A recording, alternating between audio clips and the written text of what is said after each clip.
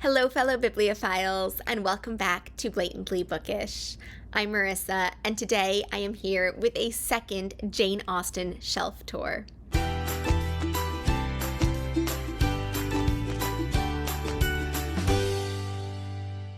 First of all, happy Jane Austen July. Hopefully, if all goes according to plan, it is the first day of Jane Austen July as this video is released, and I am so excited for this month. I thought as a great way to kick off this month, I would go ahead and give you a tour of my Jane Austen shelf. Now, I already did a tour of my Jane Austen shelf back in 2020, but I noticed that my current shelf right here is exploding with books. I may need to create a second shelf at some point. So I thought I would take you on a little tour of everything that I've acquired since 2020 related to Jane Austen. I do still recommend that you watch that initial video if you haven't gotten the chance before. I'll link it down below so that you can see it if you're interested in some of these books, because I won't go through the ones that I already talked about in 2020. I rewatched that video and I really enjoyed how I discussed my favorite copies of Jane Austen's books. They're the ones that I usually hold up in the announcement videos, and I just love the cover design, and I spent a long time in that video discussing the cover design. But for today, I am going to discuss the newer books. Let's get a closer look at the shelf. So welcome to my overflowing Jane Austen shelf. The first books that I'd like to mention aren't really books, they're journals, and they're over here, these yellow ones that say Persuasions on them.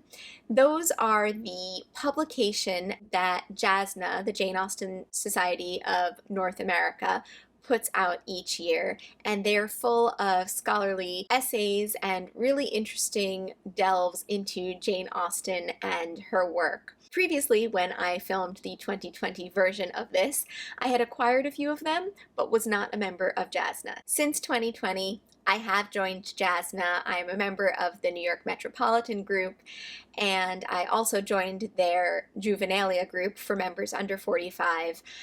And unfortunately, I haven't really been able to get involved with them. First, there was COVID, and I didn't feel comfortable making plans with large groups of people. And then there was pregnancy, where I felt too ill to make many social plans at all. They have all of these really wonderful events. They're going to plays, they have talks and lectures, they have read-alongs that they're doing together, and it just sounds like a really wonderful group. Hopefully, once the newborn stage is through, I'll be able to get involved with them a little bit, because I think that would be a lot of fun. One book that wasn't here in 2020 is Jane Austen, Cover to Cover. This is about the publishing history of Jane Austen's works. It examines her book covers over the years. You can see it has pages of quotes and pages of book covers with some history as to the edition and the publisher. There are some pretty old school covers on here, as you can tell, and there's even a timeline of her publishing history. I also have Tea with Jane Austen, Recipes Inspired by Her Novels and Letters by Penn Vogler. This is a recipe book with recipes that have been inspired by original Regency recipes and updated accordingly to suit the modern day baker. I love how they have a little introduction on the top that refers to why this recipe was chosen and a little bit about Jane Austen. So this, for example, is a recipe for English muffins, and it says, Mr. Woodhouse comments on Emma passing the muffins to her guests in over-attentive and indigestible twice. Muffins were also served with after-dinner tea in Pride and Prejudice and in the Watsons. Traditionally, they were toasted front and back, not in the middle, and pulled, not cut, apart around the waist, and of course laden with butter. So it gives a little historical context as well as a little Jane Austen context to each of the recipes. This is Harriet Wilson's memoirs, The Greatest Courtesan of Her Age, edited and introduced by Leslie Blanche. This seems like a really interesting book that I haven't gotten around to yet. It is the experiences of the greatest courtesan of her age. Harriet Wilson was a Regency-era courtesan, and she was very well known. She also had some very well-known clients, most notably the Duke of Wellington and Lord Byron. So when she got to be middle age and stopped working, she was struggling for money and decided that she would publish her memoirs. But she offered to edit out any of her clients who agreed to pay her £200. I wonder how scandalous and interesting her memoirs will be, and I wonder which high-profile clients will appear within its pages. It's really long though, so I don't know when I'll be able to get to this one, but it sounds like a very interesting read. And then I have these gorgeous editions of Jane Austen's books. I have Persuasion and I have Pride and Prejudice. I got these as gifts, and what they are these gorgeous editions put together by Chronicle Books, and they have little artifacts in them, characters' letters and papers and things that are relevant to the book itself. I really, really wanted the Persuasion one because of the famous Captain Wentworth letter, which is included inside. One of these days, I will have to go through these books with you and show you all of the details. I also have the first two books in a Regency mystery series that came highly recommended by Heather from Fresh Parchment. Actually, a lot of the books on this shelf that have been introduced to me since 2020 are because of my friendship with Heather. She's absolutely wonderful, and you should go check out her channel. So these are by Stephanie Barron. The first book is called Jane and the Unpleasantness at Scargrave Manor, and the second is Jane and the Wandering Eye. And both of these take place in the Regency era, where Jane is featured as the main detective figure. I've also acquired Love and Friendship, in which Jane Austen's Lady Susan Vernon is entirely vindicated by Whit Stillman. So this is by the director of the movie that I love so much, Love and Friendship, which is not Love and Friendship, but actually a Lady Susan retelling. And I think that this is not just a screenplay of that, but something a little different. Basically, the novel of Lady Susan expounded upon a little, or something like that.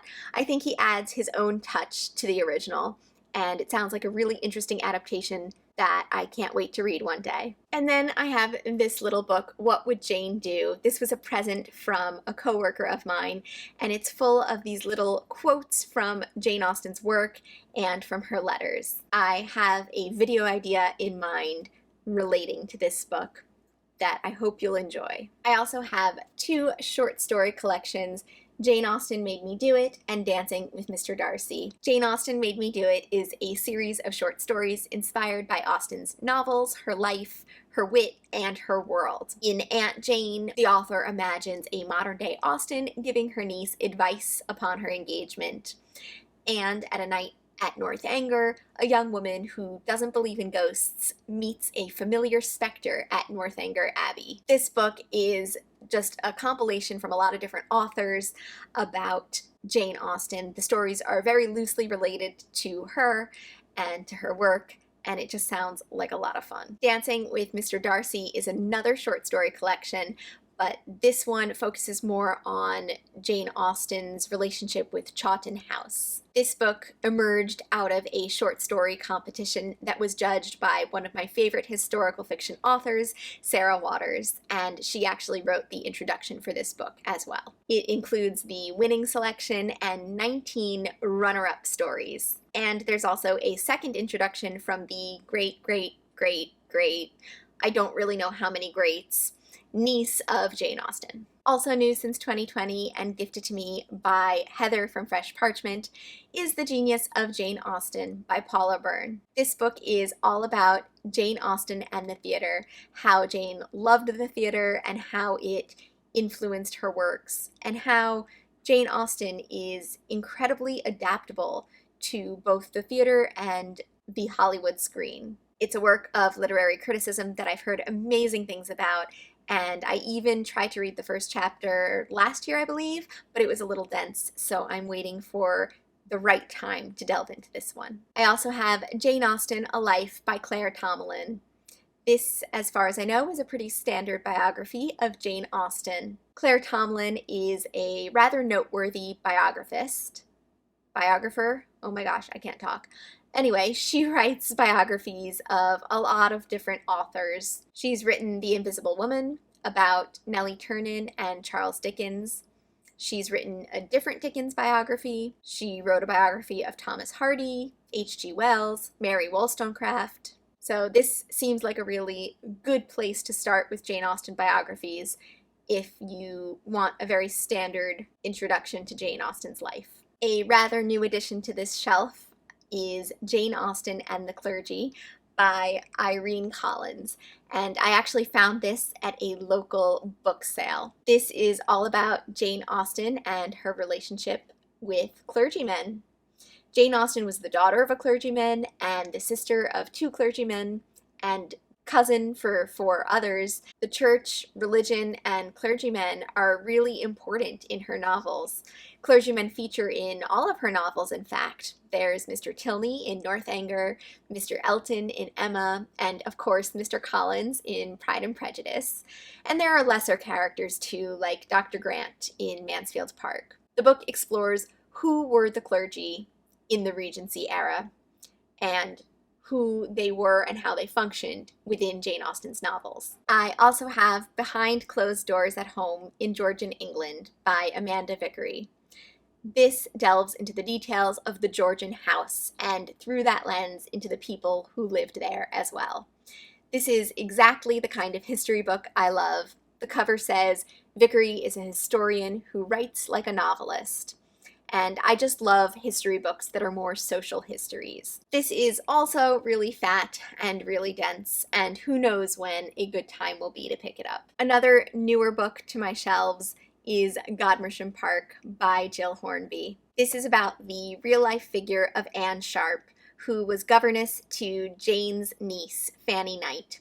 It's all about Anne's relationship with the Austen family in general, but especially Jane and Henry Austen.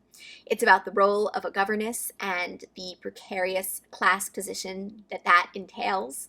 It examines chronic illness, and it's an amazing book. Jill Hornby has a real talent for filling in the gaps of limited biographical information with her own very carefully chosen storylines that brings history to life and honors the subject matter. I also have an edition of Jane Austen's letters by Deirdre LaFay, or they're by Jane Austen. They're collected and edited by Deirdre LaFay, who was an eminent Austen scholar who unfortunately passed away not too long ago. I've dipped in and out of this pretty massive collection, and I really enjoy learning more about Jane Austen through her letters. Next up, I have Jane Austen Embroidery, Regency Patterns Reimagined for Modern Stitchers. This was gifted to me by Heather from Fresh Parchment. She has given me a lot of the books on this shelf, as you can tell. This is a really fun book of authentic patterns which haven't been printed in hundreds of years.